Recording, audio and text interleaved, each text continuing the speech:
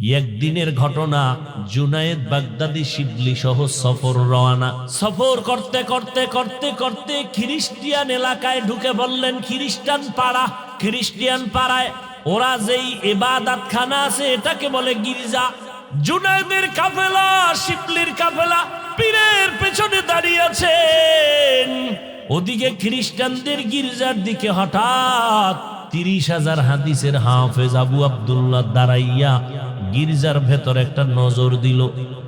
নজর দেওয়া মাত্র কি যেন ধ্যানে পড়ে গেল।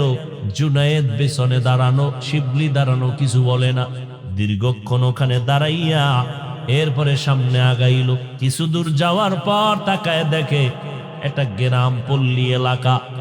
গ্রামের সুন্দরী সুন্দরী কন্যারা কলসি হাতের মধ্যে নিয়ে পানি নিয়ে যাইতেছে বাসায়। পানির কূপের কিনারায় খ্রিস্টান পাড়ার পার্শ্বের পল্লী এলাকায় সুন্দরী রমণীরা পানি নেয়। 30,000 হাদিসের হাফেজ, 40,000 মুরিদের ভিড়, জুনায়েদ শিবলির ভিড়। আবু আব্দুল্লাহ আন্দলুসি একটা তীক্ষ্ণ নজর দিয়া তাকাইল মেয়েটার দিকে। তাকায় জুনায়েদ দীর্ঘক্ষণ দাঁড়ানো, কাফেলা দাঁড়ানো। আমাদের হজরত শায়েখ চলবে, আমরা যাব, কিন্তু হজরত ওদিকে নজর লাগাইছে, ডানে বামে তাকায় না। এবার জুনায়েদ শিবলি বলেন, শায়েখ চলেন, আমাদের গন্তব্যে চলেন। শিবলি রহমাতুল্লাহ আলাই ঘটনার বিবরণ দেয় যে আমাদের শায়েখকে যখন বললাম, শায়েখের নজরটাও দিকেই রাখছে, ইশারায় বলে তোমরা যাও, আমি যাব না। আমরা ভয় কাঁপতে শুরু করলাম। কি হয়ে গেল? অহংকারী যে কত বড় বিপদ! ও আল্লাহর বান্দারা, বড়াই করিও না রে মুমিন। এই জমিনে কত বান্দা দেখলাম এই ছোট্ট বয়সে উঠলো আর পড়লো। ও আল্লাহর বান্দারা, অহংকারী বড় খারাপ জিনিস। জুনায়েদ কাফেলা কান্না শুরু করলো, হুজুর আপনি এমন কেন করেন? চলেন আমরা গন্তব্যে চলে যাই। মিনহা খালাকনাকুম, এই মাটির মানুষ, তোরে মাটির থেকে শ্রেষ্ঠত্ব দান করছি, বাহাদুরি করবি না। মাটির দিকে তাকাইয়া আর একটা সবক নে। মাটির মধ্যে একটা গুণ আছে, এটা তোর মধ্যে ঢুকা। বলে কি গুণ? বলে মাটির মধ্যে একটা গুণ আছে, সবর। মাটির উপরে দেখ কত জুলুম চলতেছে, মাটি কারো সাথে রাগ করে না, মেজাজ দেখায় না। যদি মেজাজ দেখায় তোরে, যখন তুই মদের বোতলটা নিয়ে মাতলামি করো, মাটি ঢুকাইয়া পালাইতে পারে না। মাটির মধ্যে ধৈর্য, নরম নরম ভাব। তুই গরম ভাব দেখাস না। গরম ভাব দেখাইয়া নমরুদ টিকতে পারে নাই, সাদ্দার টিকতে পারে নাই, কারুন টিকতে পারে নাই। গরম গরম ভাব দেখাইয়া কত বড় বড় ব্যক্তিরা ধ্বংস হয়ে গেছে। জুনায়েদের কাফেলা কান্না করতেছে, শায়েখ চলেন। শায়েখ বলে যাও, তোমরা যাব না। আমি আবু আব্দুল্লাহ বলে আমি যাবই না, তোমরা চলে যাও। এখন গন্তব্য আউল হয়ে গেছে, যাবো কই? শায়েখ যাবে না, আমরা কই যাব? পাগলের মতো হয়ে গেছেন। আবু আব্দুল্লাহ বলে যাও, আমি খ্রিস্টিয়ান মেয়েকে বিবাহ না করে যাব না। খ্রিস্টান মাইয়া বিয়া করবো, তারপরে যাব। জুনায়েদ শিবলির কাফেলা কান্নায় পাগল পারা হয়ে গেল, পা জড়াইয়া কাঁদলেন। হযরত চলেন, এই খবরটা যদি ইরাকের জমিনে চলে যায়, বর্তমান ইরাকে আপনার মতো বুজুর্গ কেউ নাই। ফোরাত নদীর কিনারে আপনার বড় খানেকা, চলেন, ওই খেদমত বন্ধ হয়ে যাবে। শেষ পর্যন্ত কান্না করতে করতে কিতাবের মধ্যে লেখে মনে হয় যেন গাছের থেকে পানি ঝরতেছে, কিন্তু আবু আব্দুল্লাহর দিলটা নরম হয় না। বিপাকে পড়িয়া বিমুখ হইয়া জুনায়েদ শিবলির কাফেলা চলে গেল ইরাকে।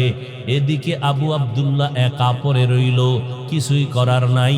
এখন আমরা যত চেষ্টা করলাম ব্যর্থ, কিন্তু মুরিদদের মধ্যে কোনো সমালোচনা নাই, সবাই কান্না বাড়ায় দিল, হেদায়াতের দোয়া কর, না হয় আমাদের উপায় নাই।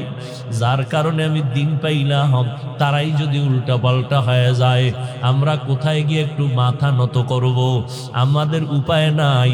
আল্লাহর কাছে হেদায়েতের দোয়া করো। জুনায়েদের কান্নাও বন্ধ নাই, শিবলির কান্নাও বন্ধ নাই। আল্লাহ আল্লাহর কাছে সিজদায় পড়ে কাঁদে, আল্লাহ কোন কারণে আমাদের হযরত বিপাকে পড়ে গেল, তুমি হেদায়েতের দরজায় ফিরায় দাও।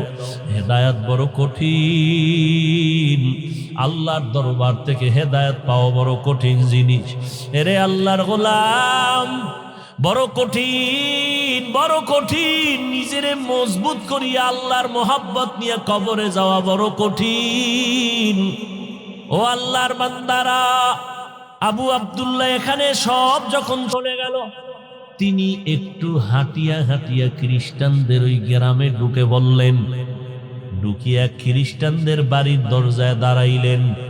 ডাক দিয়া কয়, এই মেয়েটার বাবা, আমি আপনার মেয়েকে বিবাহ করতে চাই। এবার খ্রিস্টান বলে, তুমি তো মদিনার মোহাম্মদের পাগল। বলে, হা। বলে, তোমাকে কেমনে দিব? যদি তুমি আমার মেয়েকে বিয়ে করতে চাও, আল্লাহর পরীক্ষা বড় কঠিন, বড় কঠিন। আল্লাহর বান্দাকে ওই খ্রিস্টান মালিক বলে, যদি বিয়ে করতে চাও, 1 নাম্বার শর্ত মদিনার পোশাক ফালায় দিতে হবে। 2 নাম্বার শর্ত আমাদের খ্রিস্টানদের প্যান্ট শার্ট ক্যাপ লাগাইতে হবে মাথায়। 3 নাম্বার শর্ত 1 বছর আমার ঘরে চাকরি করা লাগবে, এরপরে আমি তোমার কাছে মেয়ে বিয়া দিব। চাকরি কি? আমার বিশাল বড় শুকরের পাল আছে, শুকর। এগুলো জঙ্গলে তুমি রাখাল হইয়া শুকরের রক্ষণাবেক্ষণ করবা, তুমি রাখাল হইবা। আবু আব্দুল্লাহ পাগড়ি মাথায় লাগানো, মদিনার, দাড়ি লম্বা। এই আবু আব্দুল্লাহ মেয়েটার পাওয়ার জন্য কথা শুনতে গিয়া মালিকেরে বলে, ঠিক আছে, মদিনার পোশাক ফালায় দিব, তোমার ক্যাপ আমি মাথায় লাগাবো, 1টা বছর আমি শুকরের চাকরি করব জঙ্গলে। এইবার লাইন হয়ে গেল, মাথায় ক্যাপ লাগাইলো, পাগড়ি ফালায় দিল। আল্লাহর বান্দা এবার শুকরের রাখাল হইয়া একটা হাতের মধ্যে লাঠি নিয়ে জঙ্গলে যায়। জঙ্গলে যায় আবার সকালবেলা নিয়ে সন্ধ্যাবেলা ডিউটি পালন করে। এইভাবে করতে করতে করতে করতে দীর্ঘ কয়েক মাস হয়ে গেল। জুনায়েদের কাফেলা পাগলের মতো আবার ছুটতে শুরু করলো। দেখি আমাদের শায়েকের কি হালাত, কোথায় গেলেন আমাদের হযরত? যারে দিয়া দিন পাইলাম তারই যদি আমরা হারায় ফেলি, আমাদের উপায় কি? ওরে নবীর উম্মতের দল, কিয়ামতের ময়দানটা ভয়ঙ্কর হালাত হবে। কিয়ামতের দিন কত বক্তা দেখবে, বক্তরা জান্নাতের টিকিট নিয়ে জান্নাতে যায়, আর ভক্তরা দেখবে বক্তার হাতে জাহান্নামের হ্যান্ডকাপ লাগায় জাহান্নামে নিয়ে যায়। কিরে বক্তা সাহেবের এমন হালাত কেন? বলে, উম্মতের বয়ান করেছে, কিন্তু ওই বয়ান অনুযায়ী বক্তা আমল করে নাই। রে আল্লাহর বান্দা, জুনায়েদ বাগদাদি শায়েখ শিবলির কাফেলা আবার ওই অঞ্চলে হাজির। এবার কোথায় আছে শায়েখ জানে না, খবর নিলেন, কেউ ঠিকানাও বলতে পারে না। ঘুরতে ঘুরতে খবর পাইলেন আবু আব্দুল্লাহ জঙ্গলের মধ্যে খ্রিস্টানের ক্যাপ লাগাইয়া শুকরের রাখাল হয়ে ডিউটি করে। জুনায়েদ শিবলির কাফেলা সব সরাসরি জঙ্গলের মধ্যে ঢুকে গেলেন। গিয়া দেখতেছে আমাদের শায়েখ মুরব্বির মাথায় পাগড়ি নাই, খ্রিস্টানের পোশাক লাগানো, একটা লাঠি হাতের মধ্যে নিয়ে দাঁড়ানো। জুনায়েদ শিবলির কাফেলা যাইয়া দাঁড়ায় গেল। আবু আব্দুল্লাহ শুধু তাকায় আছে, কোনো কথা বলে না, শুধু তাকায় তাকায় কি যেন ভাবতেছে। জুনায়েদ আর শিবলি বলে, হযরত, আমাদের কি আপনি ভুলিয়া গেছে? কত আর আমাদের কাঁদাইবেন? ইরাকের মধ্যে এমন একটা ঘরে নাই কান্না নাই, মহিলারা কাঁদে, পুরুষেরা কাঁদে। চলেন শায়েখ, আমরা পাগলের মতো হয়ে গেছি, কতদিন খানা নাই, ঘুম নাই, চলেন। কত আর এই লাইনে থাকবেন? চলেন ইরাকের খানেকায় চলেন। জুনায়েদ কাঁদতেছে, শিবলি কান্না করে, আবু আব্দুল্লাহ দিলটা এখনো নরম হয় না। কাফেলার কান্নার কান্না, জঙ্গলটা কান্নার আওয়াজে মুখরিত হয়ে আছে, কান্নায় ভারী হয়ে আছে আসমান। জঙ্গলের মধ্যে কান্নার আওয়াজ। শেষ পর্যন্ত আজও তারা নিরাশ হয়ে গেল। আবু আব্দুল্লাহ কয়, তোমরা চলে যাও, আমি ইরাকের জমিনে যাব না, যাও।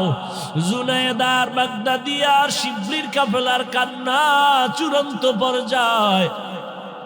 নিরুপায় হইয়া তারা কয়েকদিন ওখানে থাকিয়া এবার নিরুপায় হইয়া তারা আবার রাস্তা দিয়ে ইরাকের জমিনে রওয়ানা। যাইতেছে আর কানতেছে, আল্লাহ তুমি এমন কি বেজার হইলা, যেই বেজার হওয়ার কারণে আমাদের শায়েখরা আমরা হারাইয়া ফেললাম, আমরা আমাদের মুরব্বীকে হারিয়ে ফেললাম। এইবার কান্না করে করে সব কাফেলা ইরাকের দিকে রওয়ানা।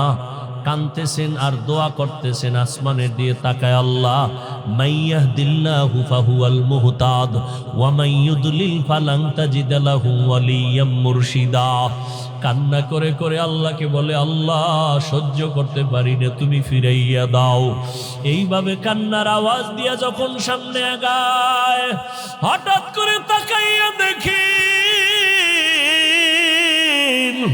আবু আব্দুল্লাহ সামনে একটা কূপের থেকে গোসল করিয়া উঠিয়া কয়, আমারে কাপড় দাও। আবু আব্দুল্লাহ ডাক দেয়, কালেমায় শাহাদাত পড়তেছে আর বলে, আমারে তাড়াতাড়ি কাপড় দিয়ে আবৃত করো। শিবলি দৌড়াইয়া বলে, আমরা কাপড় দিয়ে আমাদের মুরব্বীকে আবৃত করে নিলাম। এরপরে হযরত কালেমায় শাহাদাত পড়তে পড়তে আমাদের সামনে হাজির হয়ে গেলেন। হেদায়েত বড় কঠিন, কিসের অহংকারী করো রে মুমিন। ওই আমার মাওলার হেদায়েত যদি না থাকে, জীবনভর তুমি টুপি পরলা, দাড়ি রাখলা, মুসলমান দাবি করলা, কোন অন্যায়ের কারণে যদি আমার আল্লাহ একবার বেজার হইয়াই যায়, দেখবা তোমার কালেমা জবানে বন্ধ হয়ে যাবে। ওই মরণকালে না জানি ঈমান হারা হইয়া কবরে যাও। আর ঈমান হারা হইয়া যদি কবরে যাও, ওই কবরের আযাব সহ্য করতে পারবি না রে যুবক। অহংকারী করিস না রে বাবা। তোর মতো কত যুবক গাড়ির নিচে পড়িয়া লাশ হইয়া গেল। ও আল্লাহর বান্দারা, কত যুবকের লাশ আজকে পানির ভিতরে তাকায়া দেখো। কিসের বাহাদুরি করো? টাকার বাহাদুরি, গাড়ির বাহাদুরি, বাড়ির বাহাদুরি করো, সৌন্দর্যের বাহাদুরি করো রে বাবা। আজকে তুমি টাকার মালিক, কালকে তোমারে মাওলায় গরিব বানাইতে একটা সেকেন্ড লাগবে না। আজকে তোমার চেহারা সুন্দর, একদিন চেহারা নষ্ট হয়ে যাবে, কেউ পছন্দ করবে না। আজকে তোমার বন্ধু বান্ধব দেখা বাহাদুরি করিও না, এক সময় দেখবা তোমার পাশে কেউ নাই, তোমার ডানেও কেউ নাই, বামেও কেউ নাই, তুমি এখন অসহায়ের মতো ঘুরতেছো। এই সময় যদি তুমি আমার আল্লাহকে নিয়ে কবরে যেতে পারো, কপাল ভালো। জুনায়েদ বাগদাদি শিবলি বলেন, আমাদের শায়েখেরে আমরা পাইলাম, এবার মাথায় কপালে চুম্বন করলাম। হযরত চলে ইরাকের খানেকার মানুষের কান্না। আল্লাহর ওলির নিয়ে যখন রওয়ানা, জুনায়েদ বাগদাদি শিবলি নিয়ে গেলেন, খানেকায় বসলেন। মহিলারা পর্যন্ত কান্না করে দোয়া করলেন, ও বাবা, তুমি আমি যে এত বাহাদুরি করি, তোমার আমার পিছনে দোয়া করার মতো কেউ আসেনি। এমন একটা স্ত্রী পাইছো, নিজে বাইরে তুমি ঘুরবা, স্ত্রী দোয়া করবে।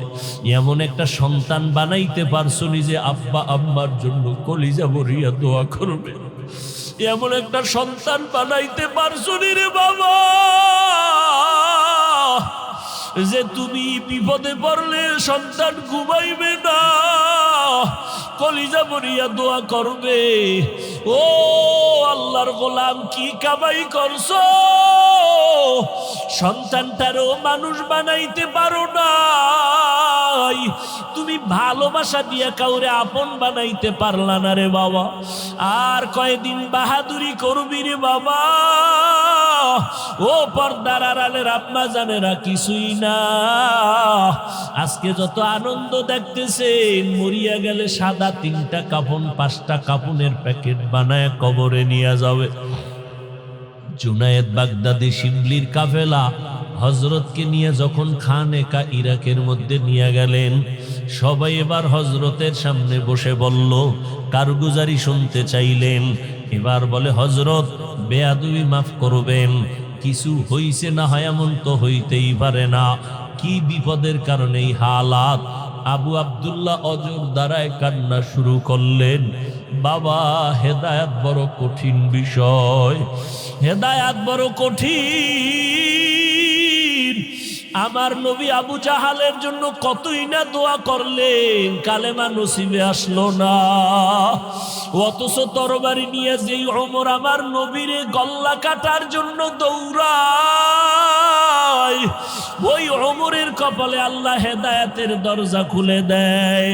ওই ওমর তরবারি নিয়ে মুহাম্মদের কল্লা কাটতে গিয়া এবার নিজের বোনের বাড়ি গিয়া হেদায়েতের দরজা খোলা গেল।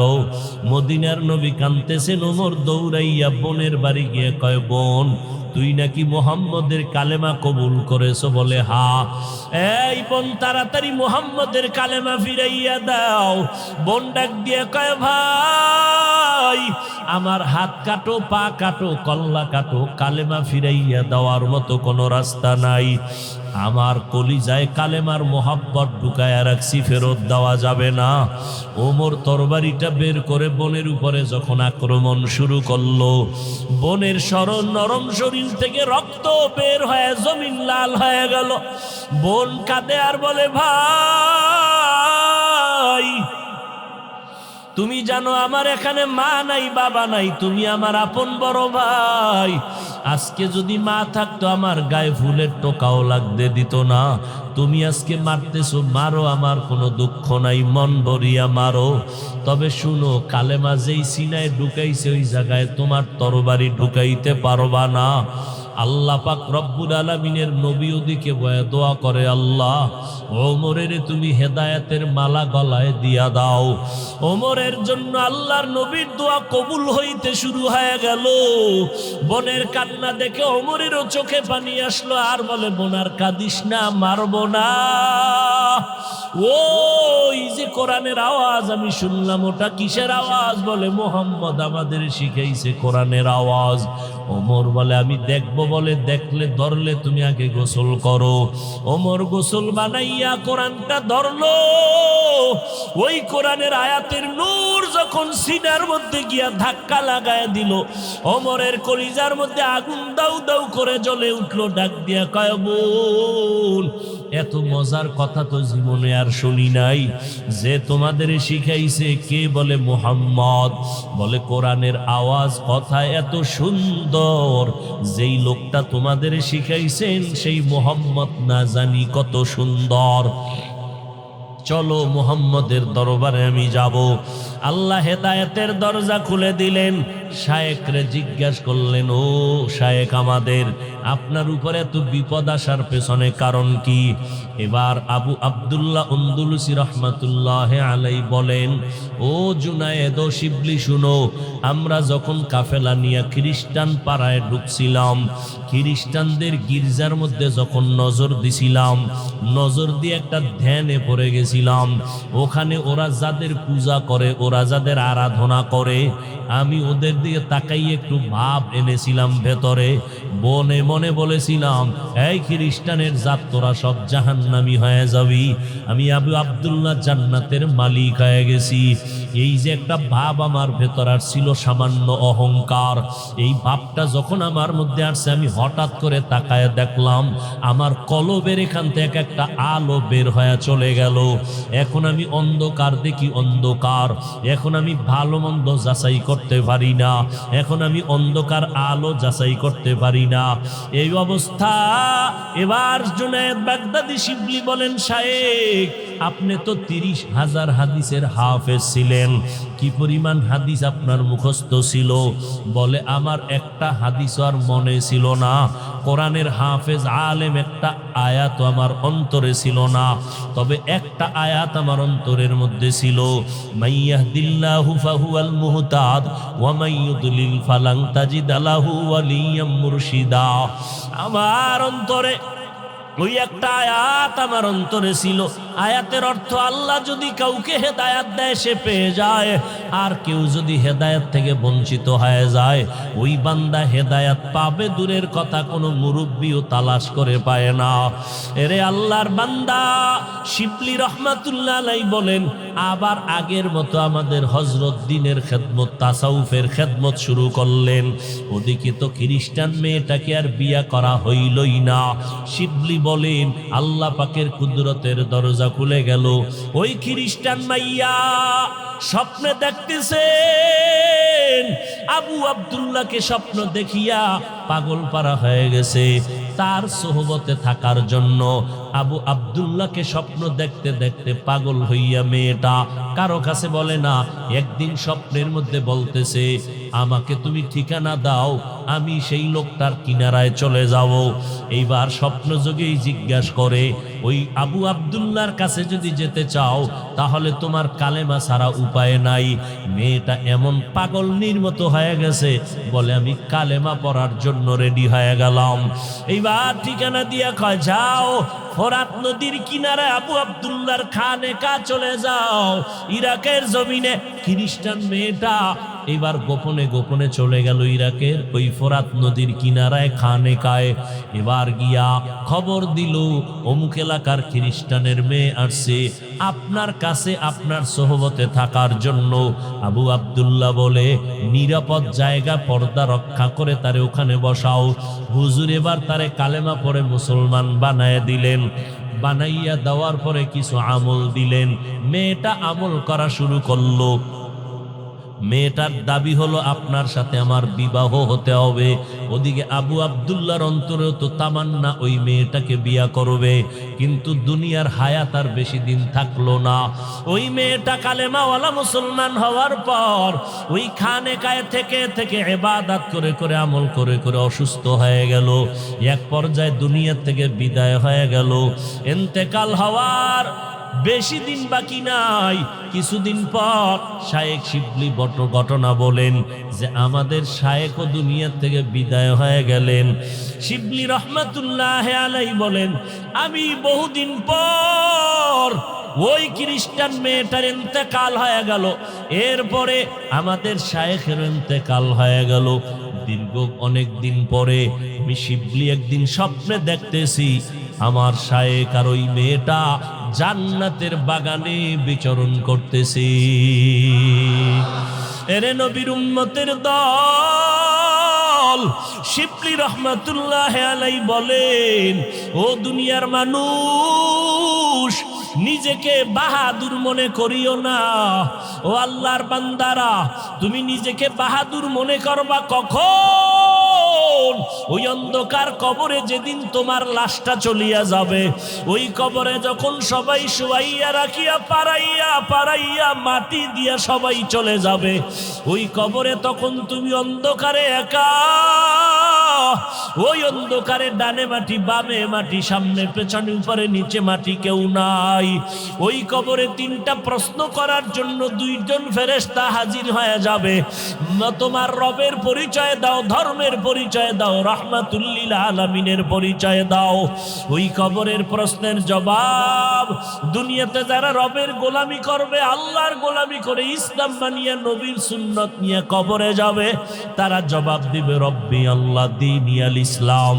আল্লাহর নবী বলেন, সাথে সাথে তাদের কবরে আল্লাহ পাকের অর্ডার হয়ে যাবে, ফেরেশতারা আমার এই আশিক বান্দার কবরের মধ্যে বেহেশতের বিছানাটা দিয়া দাও। আমার বান্দার কবরকে বড় এক বালাখানা বানাও, জান্নাতের সাথে রাস্তা বানায় দাও। আমার বান্দা আরামে ঘুমাবে, কিয়ামত পর্যন্ত ঘুমে যেন কেউ ডিস্টার্ব না করে।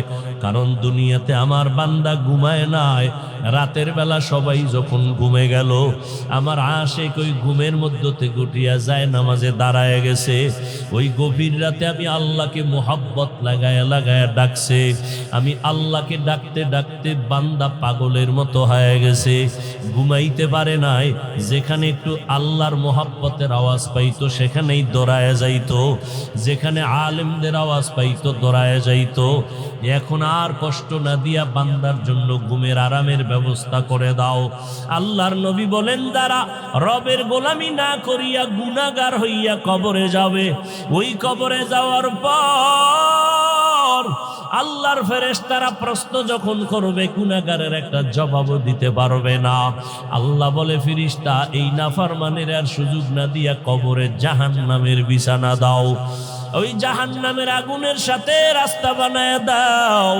আল্লাহর নবী বলেন, রে মানুষ, ওই কবরে গিয়া যদি নাজাত না পাও, নাজাত না পাওয়া পর্যন্ত নিজেকে বান্দা তুমি ভালো বলে দাবি করার কোনো উপায় নাই। আজকে আমাকে যতই সম্মান করে, আমি বক্তা তুমি শ্রোতা, এই সম্মানেই বাহাদুরি আজরাইল আসা পর্যন্ত আমার আর টিকবে না। 3টা সাদা কাপড়ের প্যাকেট বানায় কবরে নেওয়া হবে। এরে আল্লাহর বান্দারা, ওই আল্লাহর মোহাব্বত নিয়ে অহংকারের থেকে নিচে নামো, বাহাদুরি ভাব অন্তর থেকে দূর করে আমার আল্লাহকে বলো, আল্লাহ বিনয়ী জিন্দেগি দান করো, মাটির মানুষ মাটির মতো নরম বানায় দাও। আমার নবীর কোনো গুনাহ নাই। আম্মা জান আয়েশা বলেন, সেই নবীরে দেখি আমি ঘরের মধ্যে কান্না করতেছেন। ও নবী কেন কাঁদেন? বলে, হাসরের ময়দানে আযাবের ভয়ে কান্না করতেছি। ও নবী কেমন আযাব? আম্মা জান আয়েশাকে নবী বলেন, ও আয়েশা, হাসরের ময়দানটা এমন ভয়ঙ্কর হবে, নারী আর পুরুষগুলো সব উলঙ্গ দাঁড়াবে, অপরদিকে জাহান্নামের আগুনের আওয়াজ শুরু হয়ে যাবে, অন্যদিকে আল্লাহ বলবে, সূর্য নিচে নাইমা যত তাপ আছে ছেড়ে দাও। ওদিকে আমার আল্লাহ রাগান্বিত আওয়াজ দিয়া বলবেন, লিমানিল মুলকুল ইয়াউম। আল্লাহর কুদরতের রাগান্বিত আওয়াজে হাসরের ময়দান থরথর করে কেঁপে উঠবে। আল্লাহর নবী বলেন, আয়েশা কেমন ভয়ঙ্কর হওয়ার কারণে নবীরা পর্যন্ত নাফসি নাফসি নাফসি বলে কান্না করবে। ঈসা নবী উম্মতের কথা বলিয়া বলবে, আল্লাহ আমারে বাঁচাও। মুসা নবী বলবেন, আল্লাহ আমাকে বাঁচাও। ইব্রাহিম নবী বলবেন, আল্লাহ আমারে বাঁচাও। আম্মা জান আয়েশা বলে, নবী আপনি তো দোজাহানের সরদার, আপনি তখন কি করবেন? মায়ার নবী বলেন, আয়েশা আমি তখন সেজদায় মাকামে মাহমুদে পড়ে কাঁদবো আর আল্লাহকে বলবো, আল্লাহ আমার উম্মতের বাঁচাও, ও আল্লাহ আমার গুনাহগার উম্মতের বাঁচাও, একটা উম্মত যেন জাহান্নামে না যায়। আল্লাহ বলবে, নবী আপনি মাথা উঁচু করেন, কাঁদবেন না, আপনার উম্মত গুলো জান্নাতে বাছাই করে করে নিয়ে যান।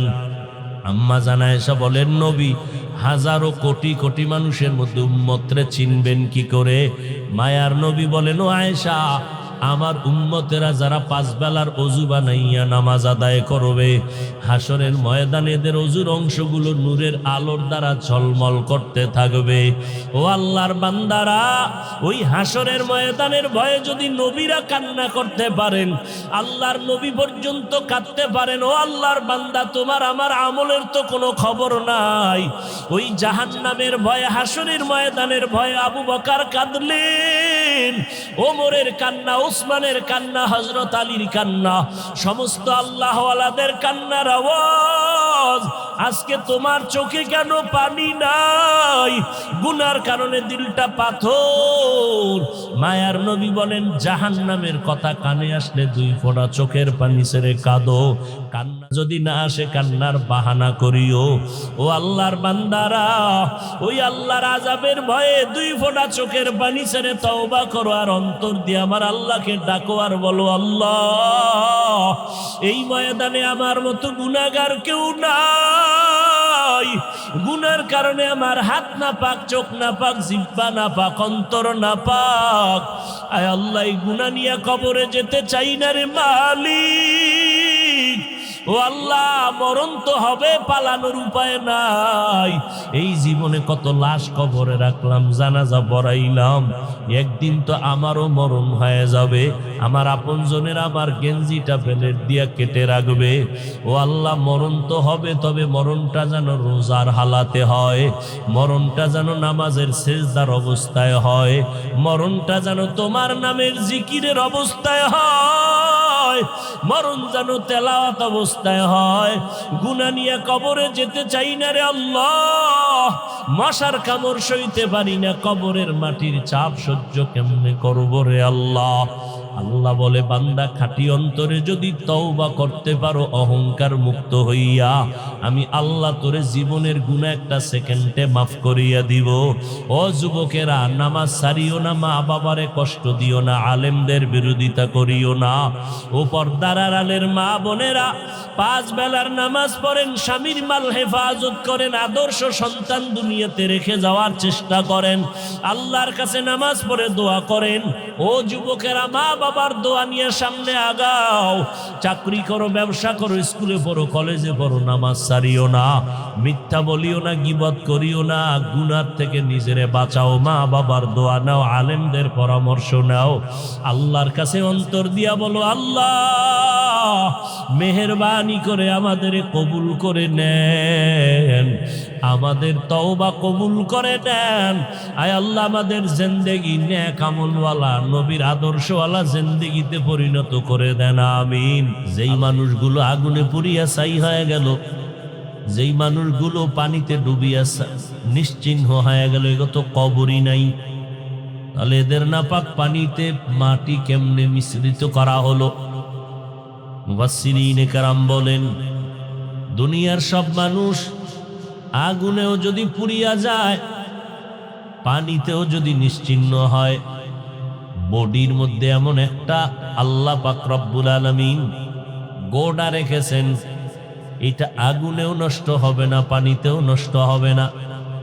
আমাদের পেছনে পিঠের যে সোজা হাড় আছে, মেরুদণ্ড, এই যে পিঠের মধ্যে সোজা হাড়ের একেবারে নিচে মার্বেলের মতো একটা গোল গোড়া আছে, গোড়া, এটা কখনো আগুনেও নষ্ট হয় না, এটা কখনো পানিতেও নষ্ট হয় না।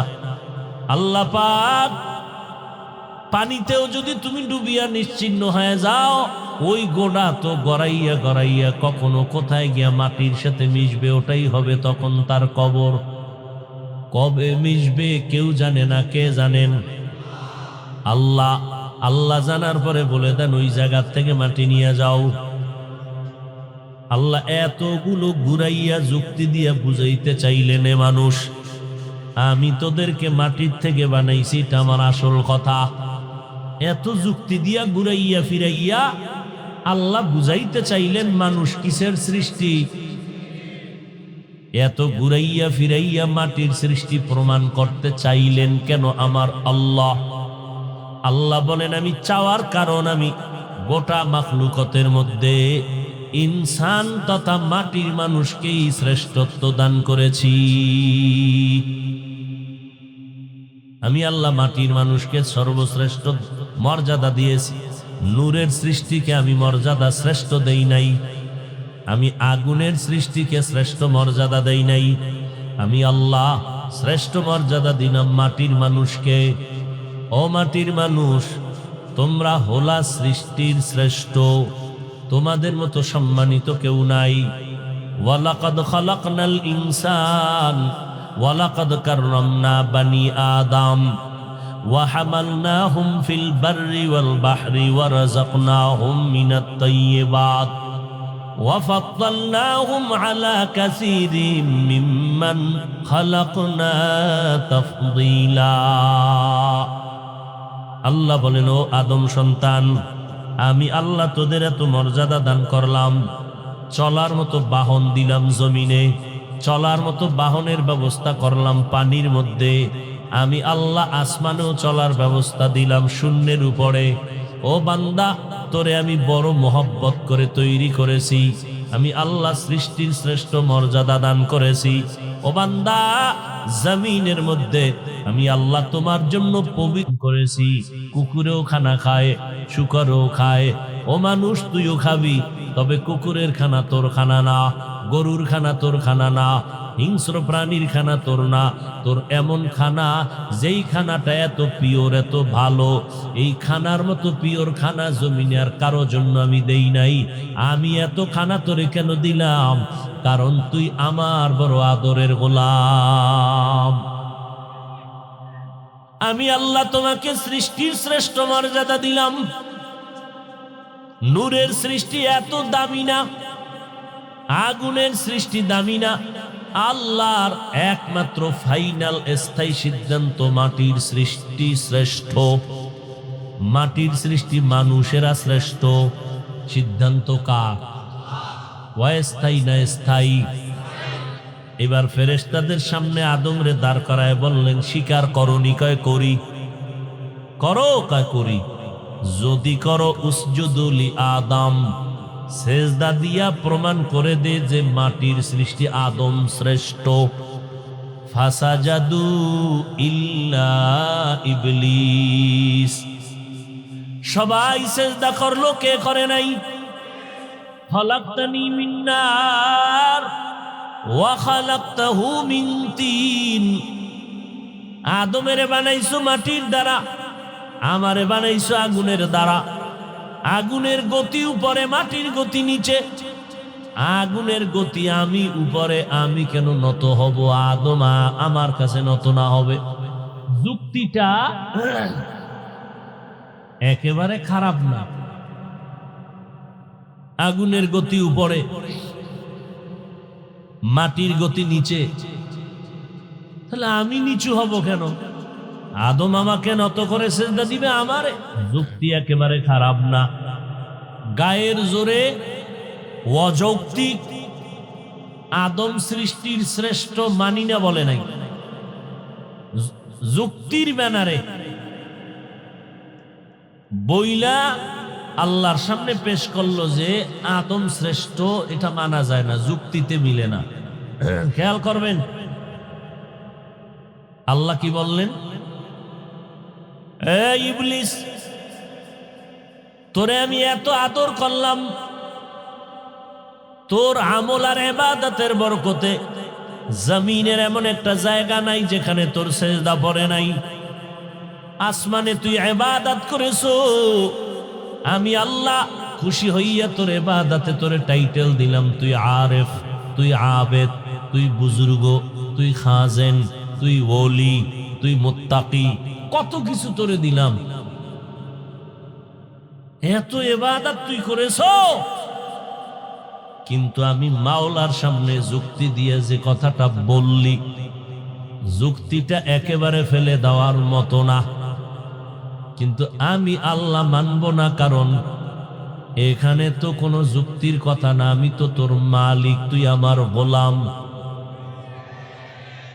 মালিকের সামনে গোলামের কোনো যুক্তি চলবে না। মালিক যা বলবে বুঝে আসলেও মানবি, বুঝে না আসলেও মানবি। যারা যুক্তি দিবি তারা বেঈমান। তুই যুক্তি দিলি কেন আমার সামনে? ফাখরুজ, বের হয়ে যা। তোর একটা ভুলের কারণে আজীবনের জন্য তোকে আমি বিতাড়িত করে দিলাম। এবার ফলাফলে আসেন। আগুনের সৃষ্টি জিন, নূরের সৃষ্টি ফেরেশতা, মাটির সৃষ্টি ইনসান জাতি মানুষ। বলেন জিনেরা শ্রেষ্ঠ না নূরের তৈরি ফেরেশতারা শ্রেষ্ঠ? খবর নেই, পরীক্ষায় ফেল। মাটির সৃষ্টি মানুষ, আগুনের সৃষ্টি জিন, নূরের সৃষ্টি ফেরেশতা। বলেন ফেরেশতা শ্রেষ্ঠ নাকি জিনেরা শ্রেষ্ঠ? জিনেরা। কারা? এটা কইতে আবার পেরেশানি করতে হয়। মাটির সৃষ্টিটাই হলো ঘোষণাকার, স্থায়ী না অস্থায়ী? সবাই একমত? মানে না একে? জোরে বলেন। আল্লাহর স্থায়ী সিদ্ধান্ত আদম, মাটির সৃষ্টি শ্রেষ্ঠ আমি আল্লাহর স্থায়ী সিদ্ধান্ত। মানে না একে? গায়ের জোরে না যুক্তি দিয়া? হ্যাঁ, এই জমিনের মধ্যে যারা, এবার ভালো কথা মনে করেন, আল্লাহ হলেন খালেক। আল্লাহ কি? বাকি সব এক বচনে মাখলুক, বহু বচনে মাখলুকাত। বাকি সব কি? আল্লাহ কি? খালেক, বাকি সব মাখলুক। তিনি স্রষ্টা, বাকি সব সৃষ্টি। তিনি হলেন আল্লাহ, বাকি সব হলো গায়রুল্লাহ। খালেক তিনি আল্লাহ, বাকি সব। ভাইরা আমার, সমস্ত মাখলুকতের ভেতরে একমাত্র, শুধুমাত্র, কেবলমাত্র সমস্ত মাখলুকতের মধ্যে আমার নবী হলেন শ্রেষ্ঠ। কি হিসাবে? খালেক না মাখলুক? এই, আমার নবীজি খালেক না মাখলুক? খালেক কে? কয়জন? তার সমান আর কেউ উপরে নেই। আর নবী যে শ্রেষ্ঠ, দেখি খালেক হিসাবে না মাখলুক? নবীরে নবী বানাইছেন কে?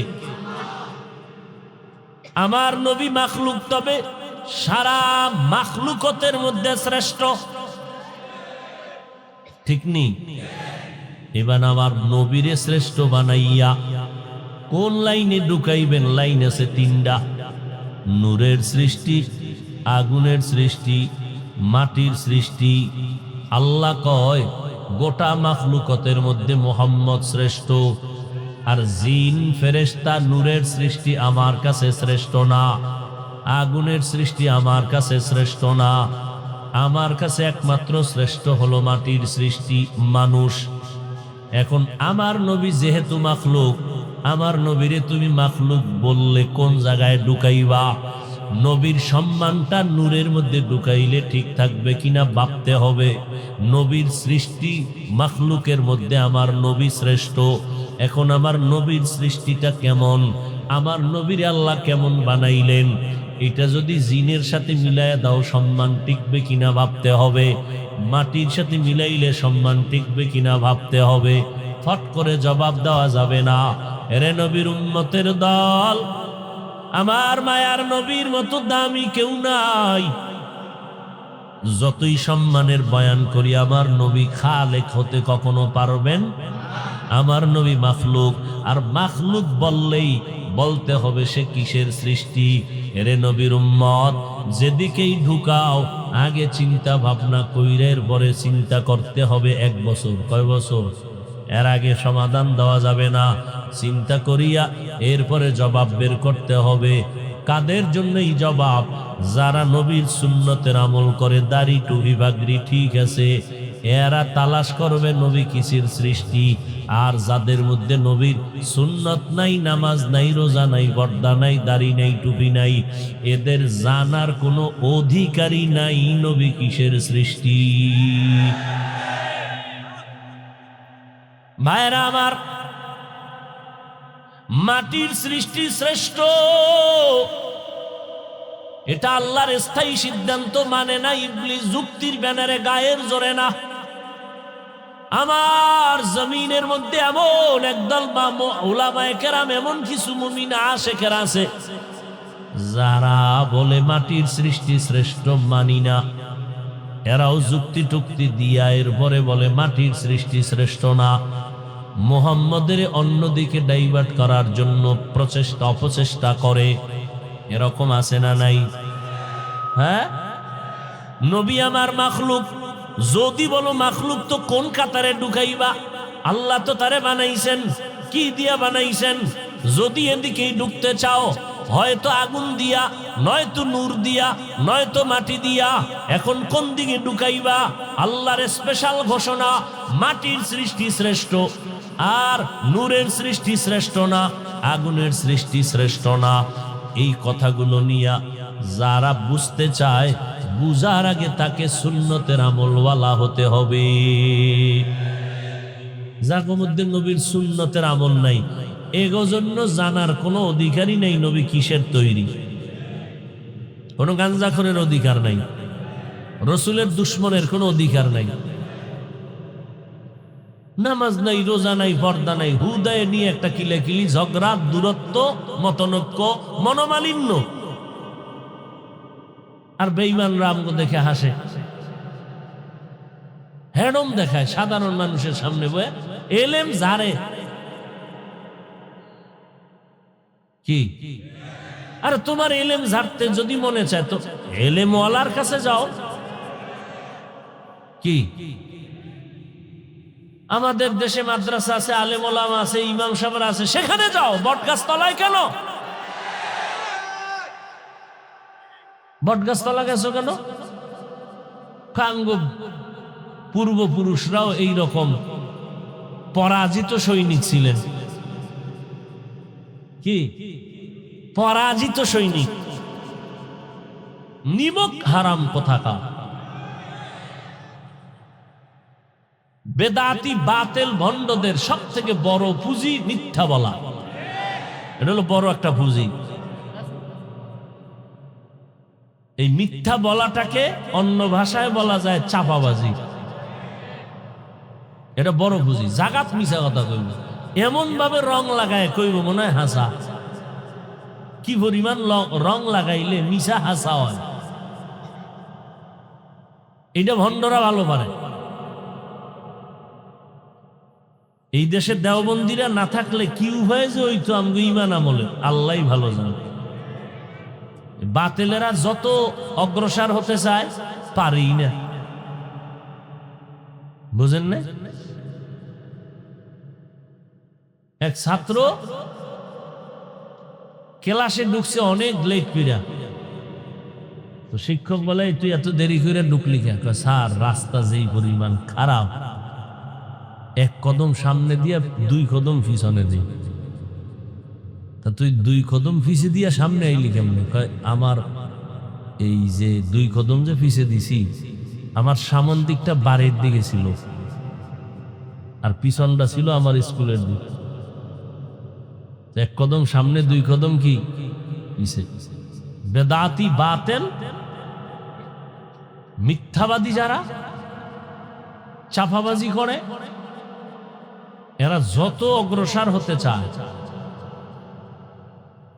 আহলে হকদের ধাক্কা লাগলেই পেছনে হটতে বাধ্য হয়। আল্লাহর আয়াত স্পষ্ট, যা আল হক অজাহাকাল বাতিল। হকের বাতি যখন জ্বলবে, বাতিলের অন্ধকার সব ধ্বংস হয়ে যায়। বড় কঠিন পরিস্থিতিতে আমরা জীবন যাপন করতেছি, বড় কঠিন। একজন জবরদস্ত বুজুর্গ ইমাম ফখরুদ্দিন রাজি রহমতুল্লাহ আলাইহি গালেবান, তার কাছে শয়তান আইছিল আল্লাহ একটার দলিল নিয়ে। ইমাম ফখরুদ্দিন রাজি দলিল দেয় আল্লাহ যে এক, এই দলিল, এই প্রমাণ। ইবলিস এটারে কাটে, আর একটা দেয়, আর একটা কাটে, আর একটা দেয়, আর একটা কাটে, কাটতে কাটতে কাটতে কাটতে শেষ পর্যন্ত আর পার পাওয়ার কোনো পথ নাই। আল্লাহ পাক রব্বুল আলামিন কুদরতের জ্ঞানের ভান্ডার থেকে দরজা খুলে দিলেন। ইমাম ফখরুদ্দিন রাজি সম্ভবত তিনি শেষ পর্যন্ত বলল, দলিল টলিল বাদ, বিনা দলিলে আমার আল্লাহ। অতএব এই বেদাতি ভণ্ড বাতিলের দলিল টলিল শোনার টাইম নাই। ও এলেম ঝাড়তে ঝাড়তে ময়দান কাঁপায়, সাধারণ মানুষের সামনে, আলেমদের সামনে যাইতে ভয় লাগে। ওদেরকে জানায় দাও তোদের দলিল নিয়ে তোরা বঙ্গোপসাগরে ঘুমা। আমরা দলিল ছাড়া আমরা নবীরে সম্মান করি, আল্লাহর গোলামি করি, নবীর আদর্শ মতো চলি, আমরা আহলে হকের ব্যানারে আছি। তোমাকে দলিল টলিল আমরা শোনার কোনো টাইম নাই। সব দলিল ছাড়া আমরা আহলে হকের ব্যানারে চলব। যারা বয়ানের মাধ্যমে উম্মতকে আমলওয়ালা বানায় এরা হক, কোনো দলিল টলিল নাই। যাদের বয়ানে মানুষ দাড়িওয়ালা হয়, টুপিওয়ালা হয়, জিকিরওয়ালা হয়, পাগড়িওয়ালা হয়, সুদ ছাড়ে, ঘুট ছাড়ে, বেনামাজি নামাজি হয়, এরা হক। এলেম ঝাড়ে সাধারণ মানুষের সামনে বসে, হাতিয়ে যদি বিড়ালের কয় তোর সাথে যুদ্ধ হবে, অপমান কি বিড়ালের না হাতির? আল্লাহ হেদায়াত দান করুন। আসলে কপাল খারাপ, বেদাতে হেদায়াত নাই, কপাল খারাপ। সুযোগ সন্ধানী যখন সুযোগ পায় সেখানে দৌড় দেয় চেয়ার পাওয়ার জন্য। এই জন্য আমি মাঝে মাঝে বলি, বাতেল আর হকের মধ্যে ব্যবধান কি জানেন?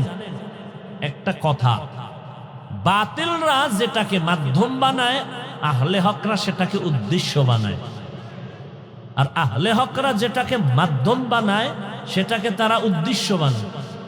আহলে হকদের উদ্দেশ্য ইসলাম, মাধ্যম চেয়ার, হতে পারে ক্ষমতা, না থাকে না থাক, ইসলাম ঠিক থাকতে হবে।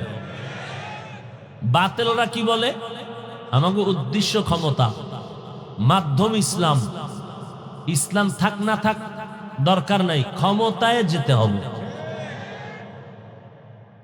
এই ক্ষমতার চেয়ার পাইতে গিয়া ইসলামের 12টা বাজাইয়াও যার সাথে মনে চায় সেখানে দৌড়ায়।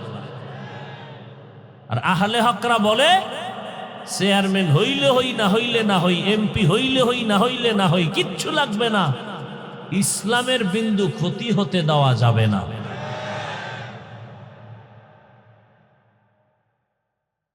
মিনহা খালাকনাকুম, আল্লাহ বলেন তোমাদের মাটির থেকে আমি সৃষ্টি করলাম।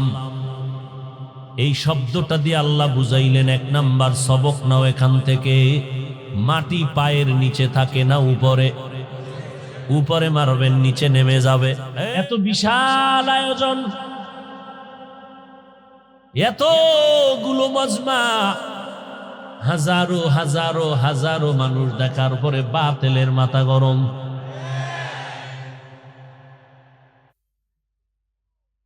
আমরা এত মানুষ এক জায়গায় জমা করতে খবর হয়ে যায়, আসা যাওয়ার ভাড়া দিয়ে এত লোক এত টাইম বসাইয়া রাখা যায় না। কি বড় দুঃখ! জহুরের নামাজ পড়িয়া ভোলায় বয়ান করে আসলাম, ভোলা, এরপরে গেলাম রূপগঞ্জ, এখন এখানে, কালকে জহুর পড়ব কিশোরগঞ্জ, গঞ্জ নিয়ে আসি, শুধু গঞ্জ। মুসলমান, তুমি মুসলমান হইয়া কেন বলো হেলিকপ্টারে দৌড়ায়? তুমি কেন সমালোচনা করো? তুমি তো মোহাব্বত লাগাইয়া বেঈমানের সামনে চোখের উপরে কথা বলবা, এই বেঈমান, আল্লাহর কোরআন পড়লে আর মাওলা এই রকম সম্মান দেয়, মাদ্রাসায় পড়লে এমন সম্মান হয়, মদিনার নবীর আদর্শ মালাক বানাইলে এই পরিমাণ সম্মান আমার আল্লাহ দেয়। বেঈমানের তুমি চ্যালেঞ্জ দিবা যে মাদ্রাসা আমগো জীবনের বড় দামি একটা জায়গা, তুমি বেঈমানের বলার আগে তুমি জ্বল্লা ভিড়া মরতেছো কেন? আসলে তোমার ভেতরে হিংসার বাসা বড় কঠিন হয়ে গেছে। ও নির্লজ্জ, ও বেহায়া, তুমি মুসলমান। হাটহাজারীর হুজুর বলে গেছিলেন, হেলিকপ্টার আমার কাছে কিসের মতো? আরে আলেম হেলিকপ্টারে উঠবে, নাস্তিকদের ঘুম হারাম। নাস্তিকরা ঘুমাইতে পারে না, আমগো চিন্তা কইরগো ঘুম নাই, আমগো পেরেশানি তো খাওন নাই, চেহারা কাটন কাটন ভাব। নাস্তিক বেঈমানের মাথা গরম, হুজুরেরা কেন হেলিকপ্টারে দৌড়ায়? ওরে তোর বাবার টাকায় দৌড়ায় না, আল্লাহ তাআলা যদি কবুল করে তোর বাবারাও ফিরাইতে পারে না। মেরা এজাজু করদন বেহিসাব, খলকেরা দাদন জওয়াবে বাসওয়াব, হক না দারাত দোস্তে খলকা জারেরা, লিস্তে ই খসলতে একে দিনদারেরা। ডিস্টার্ব করো ভাইরা আমার। মুসলমান গর্ব করবে যে মুসলমানের এটা সম্মান। সারা দুনিয়া দেখে মুসলমানের সম্মান কত, আলেমের সম্মান কত, মাদ্রাসায় পড়লে সম্মান কত বাড়ে। কারণ সব বেঈমানেরা পাগল, মাদ্রাসা বন্ধ করে দাও। বেঈমানরা পাগলের মধ্যে আবার একদল হুজুরেরাও আধা পাগল। হেফজখানায় পড়ায় লাভ নাই, মাথা নষ্ট হবে, পঙ্গু হবে। ওরে বেঈমান নাস্তিকেরা কোরআনের বিরুদ্ধে বলে, এটা তাদের চিরচরিত অভ্যাস। দুশ্মনের কাজ হলো দুশ্মনী করা, কিন্তু একজন আলেম হইয়া কেন হেফজখানার বিরুদ্ধে, ছাত্রদের বিরুদ্ধে, কোরআনের বিরুদ্ধে, মাদ্রাসার বিপক্ষে অবস্থান নাই, ইশারা ইঙ্গিতে মাদ্রাসার বিপক্ষে বলে? আসলে বুঝতে বাকি নাই তার অন্তরের ভেতরে বেঈমানের মহব্বত ঢুকে পড়েছে। এরে নবীর উম্মতের দল, ছাত্রদেরকে দেখাইয়া দাও মাওলার কোরআন পড়লে, নবীর সুন্নত মানলে সম্মান দুনিয়াতে মুকুটহীন সম্রাট বানায় দিবেন আমার আল্লাহ। সম্মান দেয়ার মালিককে, এটা মুখে বলেন না, অন্তরও আছে। সম্মান দেয়ার মালিক যদি কোনো মানুষ থাকতো তো আমারে আগে ভাড়ায় মারতো না? এটা আগে ভাড়ায় মার।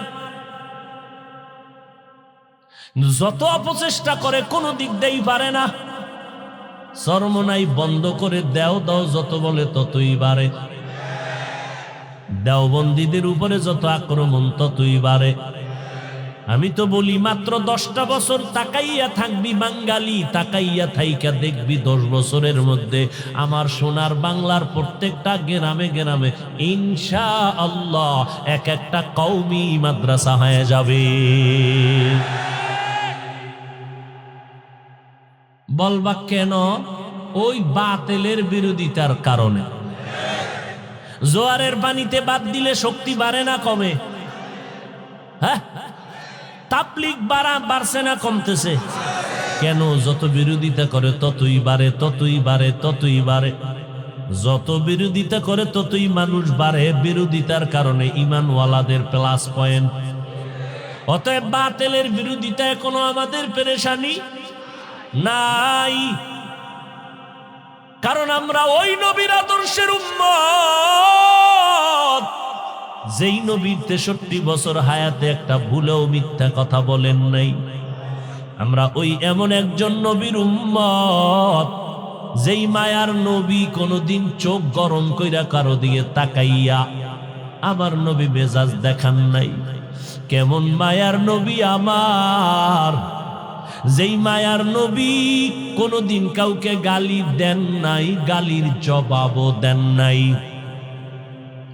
ইহুদি আইসা নবীরে গালি দেয়, মানে এক চেটিয়া হুদা গালি দিতেছে, পাশে ওমর দাঁড়ানো।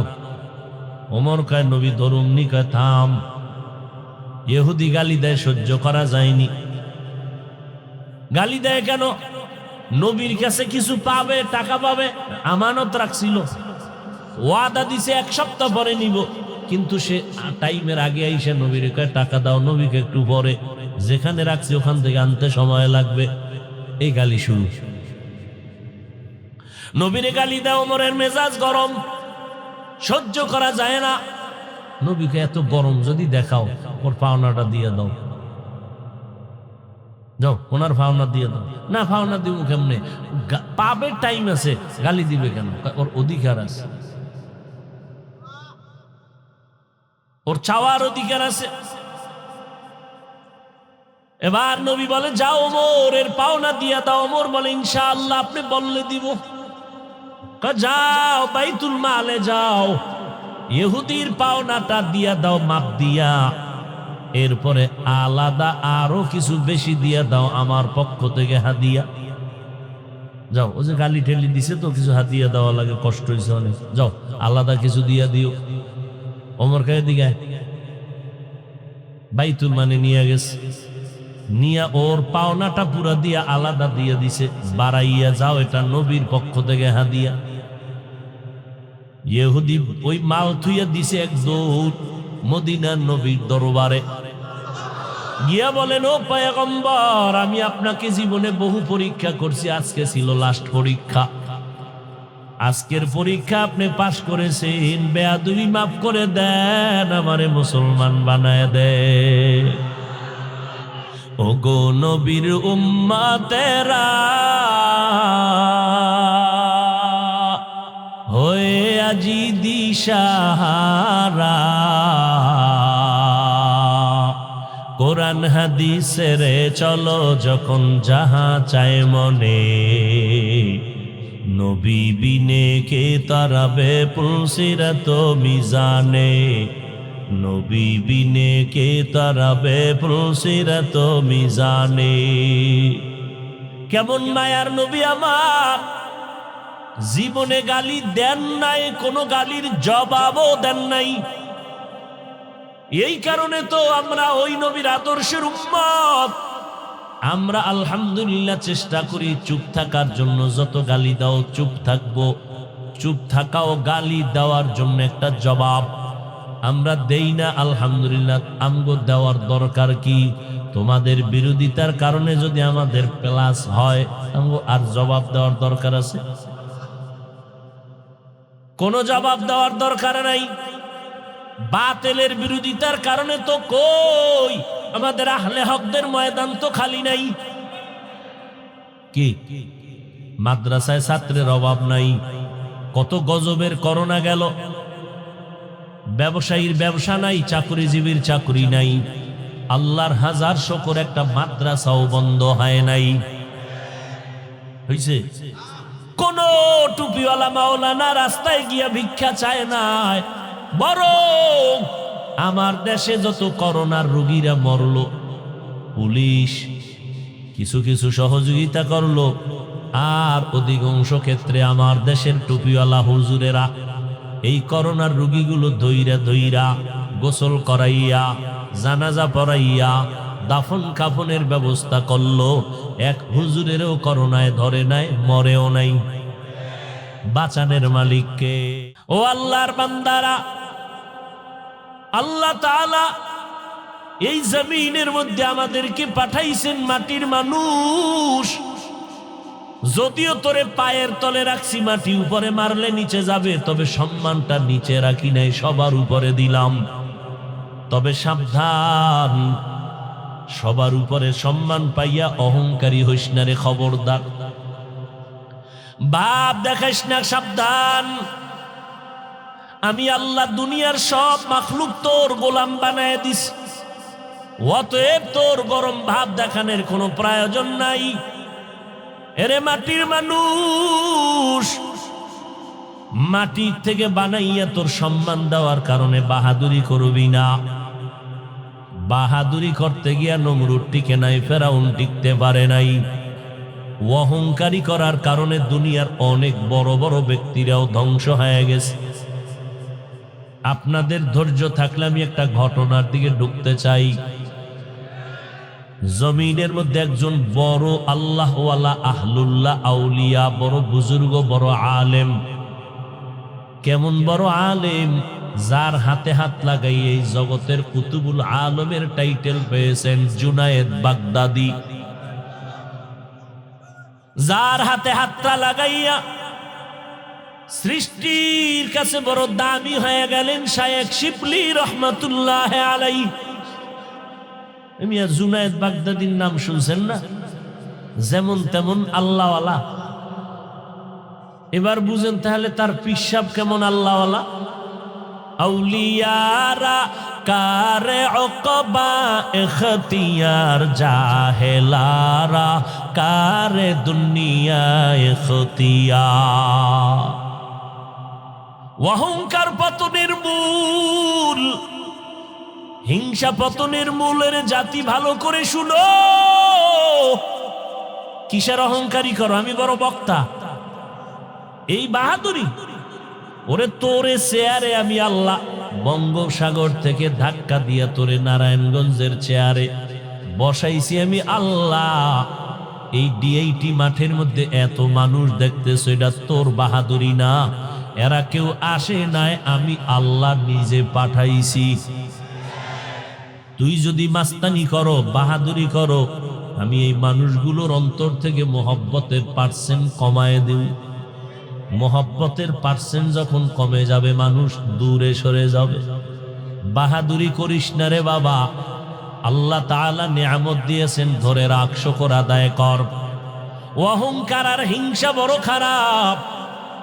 এরে ভাই, আল্লাহ পাক ইমাম বানাইছেন, তোমার পিছনে কত মানুষ নামাজ পড়ে, মানুষগুলো নামাজ পড়িয়া তৃপ্তি পায়, এটা তোমার বাহাদুরি না, আমার আল্লাহর দেওয়া মহব্বতের নেয়ামত আর সম্মান। এই ইমাম সাহেব, মোহাব্বত নিয়ে চলো। যেই জায়গায় দাঁড়াইয়া তুমি ইমামতি করো, ওই জায়গায় দাঁড়াইয়া কিন্তু মদিনার নবী ইমামতি করেছেন।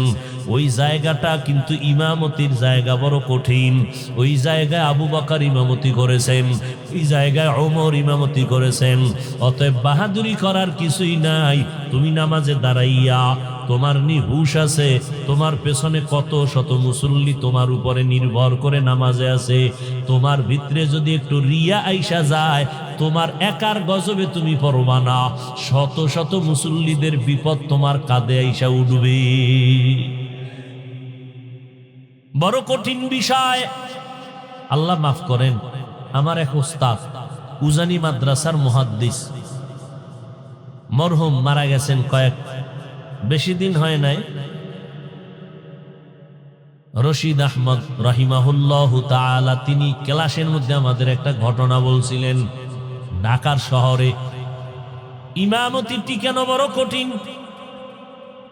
রাতের বেলা গোসল ফরজ হয়ে গেল, ইমামতি টিকাইতে গিয়া ওই সময় আরো বড় কঠিন অবস্থা ছিল। গোসলটা করিয়া নামাজে যাবে, জামাতের টাইম হয়ে গেছে, গোসলের টাইম নাই। ওস্তাদ বলছেন, শেষ পর্যন্ত ইমামতি টিকে থাকানোর জন্য সেই গোসল ছাড়া অজু করিয়া নামাজের ইমামতিতে দাঁড়ায় গেছে। অজু করছে, গোসল করেন, আল্লাহু আকবার বলিয়া যখন হাত বাঁধছে, সাথে সাথে জবান বন্ধ। চালাকি সব জায়গায় চলে না রে বাবা, বেয়াদবি সব জায়গায় চলে না। অহংকারী হইতে হইতে কিন্তু মানুষ চূড়ান্ত খারাপ হয়ে যায়। এরে আল্লাহর গোলাম, নিজেরে বড় মনে করার কি পুঁজি আছে বলো? তোমার কাছে এলেম আছে, কি পরিমাণ এলেম আছে? তোমার কাছে কি ইমাম ফখরুদ্দিন রাজির মতো এলেম আছেন? ইমাম আবু হানিফার মতো আসেনি? কিসের বাহাদুরি করো? ও আল্লাহর বান্দা, তোমার কণ্ঠ এটা নিয়ে বাহাদুরি করো। দাউদ নবীর কণ্ঠের মতো তো তোমার কণ্ঠে জাদু নাই। আমার নবীর কণ্ঠ শোনার জন্য বেঈমানেরা গালি দিয়াও রাতের বেলা দাঁড়াইতো গোপনে তেলাওয়াত শুনে। এরে নবীর উম্মতের দল, তোমার আমার কণ্ঠ,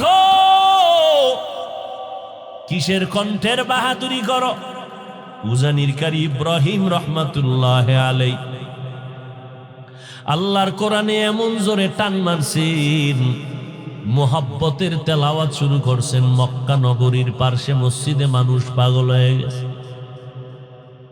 মানুষ সব এক হইয়া কয়, হুজুর আমগো ইমামতি করবেন, আপনি যাইতে পারবেন না বাংলাদেশে। ওখানে থাকলেন, ইমামতি করলেন, বিয়া করলেন সৌদির কন্যা। শর্ত হলো বাংলাদেশে নেওয়া যাবে না।